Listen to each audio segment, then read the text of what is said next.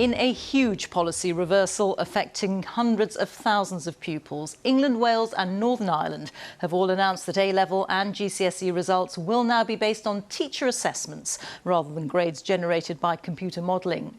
The Education Secretary Gavin Williamson, who last week said the system was robust and fair, apologised this afternoon for the distress caused. The chairman of the exams regulator Ofqual acknowledged the real anguish and the damage to public confidence. Well, around 40% of all A-level results were downgraded from teacher assessments across England, Wales and Northern Ireland, leading to an outcry from pupils who lost out on university places. The teacher assessments will now stand in every nation, apart from in a very few cases where the grade awarded by computer was higher, and in Wales where a pupil's AS level was higher than both. Our education editor Branwen Jeffries has more. I'm Steph. I was predicted A star and 2 A's by my teachers and I was given A star BB on results day. Steph has lost a place at Cambridge, first from her family in Birkenhead to go to uni. This morning she told me teacher grades should stand. When we have to work extra hard for where we are and we still haven't gotten anything out of it. And I know that obviously my grades are still very good, but I've still missed out on brilliant opportunities. Out of anyone in this, we should just be trusting the teachers. You got a name? Now, 5 days after A-level results, teacher estimates will replace lower grades. A change made only after huge pressure. An apology finally to students from the regulator. I'd like to say sorry.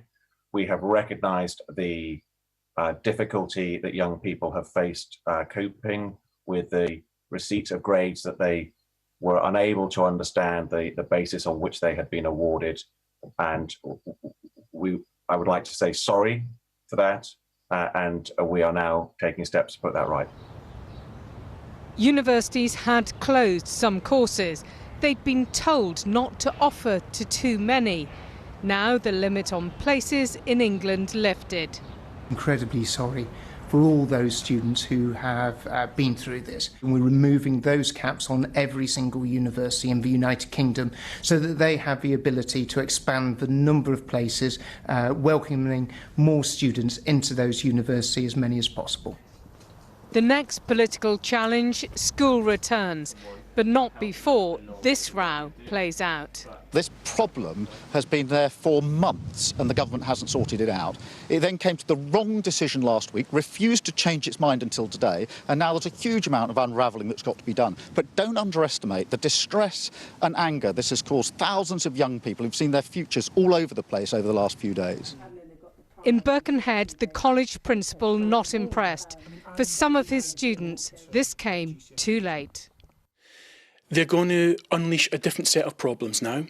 So this is not going to be the silver bullet that's going to cure all of the ills which have been developed in the last week. We're going to have a different set of problems, different people upset, different disappointments and different anxieties. This thing is an almighty mess, but it didn't have to be. The turmoil isn't over yet. Sixth form colleges like this have to decide this week who to let in to do difficult A-levels like sciences, when many students might end up with similar GCSE results. And for universities, difficult decisions too. How many more students can they admit, while at the same time keeping their campuses COVID secure? Steph has accepted a place at another university. Changes today, too late to get her to Cambridge. Other students now weighing up their options. Branwen Jeffries, BBC News, Birkenhead. Chief Political Correspondent Vicky Young is at Westminster for us. And Vicky, U-turns don't come very much bigger than this, do they? No, they don't, and I think during this pandemic there have been a few of them. Ministers, of course, dealing with unprecedented situations in many cases. The evidence changes. They sometimes do have to change what they're doing. But this U-turn is dramatic and it does feel different. And that's because I think many people think you could have seen it coming. Exams in England were cancelled months ago, so they did have a very long time to prepare for this, and still it seems to have gone wrong. Now, today you can hear ministers trying to shift some of that blame to the exam regulator. They, of course, course, came up with this system to try and reassess those grades. Ministers say they asked for and were given assurances that the system would be fair. Of course, for many, it's turned out not to be the case. And I think those individual stories of people who've lost out, many of them from disadvantaged backgrounds, has been particularly politically damaging for a government that came into office saying it wanted to level up, it wanted to increase social mobility and to try and improve opportunities for people across the country. And of course, it doesn't reflect well either on the Education Secretary Gavin Williamson. There is some muttering among some Tory MPs. They think he should have got to grips with this a little bit sooner. And I think the worry is that his authority is being damaged just as we get close to the moment where those term times start again in England, and he will need teachers and pupils to be working alongside him. Vicky, many thanks. Our chief political correspondent, Vicky Young, there. Well, as we heard a little earlier, there are big questions tonight over how universities will cope with today's U-turn, with many more students now able to claim places. Already some institutions are saying that they don't have the capacity. Our education correspondent, Elaine Dunkley, reports now from Coventry. So I've just found out that the government have now decided to use the teacher assessment grades. When I heard the news, a huge wave of relief came over me, and it's just fantastic. I'm so happy. I feel like the government should have taken the grades that my expert teachers gave me from the start based on my performance. Medicine, like many courses, are full. So I'm frustrated that this completely unnecessary mess has set me back a year. The government has heard our voices and accepted that they were wrong and changed the decision, because it's literally going to mean so much for so many students across the country. Finally, some relief. The right result for these students, but still no guarantees about the future. Missed out on scholarships and bursaries. Last week, the Mann family in Cardiff, like many, were dealing with disappointment when their son Riley didn't get his predicted grades. They feared they might have to go through the anxiety again with their daughter Lani, who is waiting for GCSE results. I'm feeling much better than I was on Thursday, I can tell you that. And yeah, it's looking like everything's heading in the right direction, and I will be going to uni and the uni that I want to go to.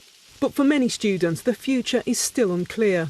Not all universities can guarantee places to students who have had offers withdrawn, and some of the most popular courses are already full. There are literally tens of thousands of students whose decisions have already been made by universities about who they accept, who they don't accept, who goes into clearing and so on. And this change will mean that universities have to rethink completely. The Russell Group, which represents the UK's leading universities, says the government needs to urgently provide additional support for staffing, capacity and placements. The University of Coventry had already decided to take teachers' grading into account before today's U-turn, but there's still a lot to do. We do need to go through all of our offers and make sure that we've made the right offer in light of this new announcement. We've already been as flexible as possible, but there is an awful lot of work between now and when our semester starts in September to make sure that every single student has got the offer they deserve. Students may not have sat exams, but many have had to fight for their grades in a different way. Now it's university admissions which will be put to the test. Elaine Dunkley, BBC News.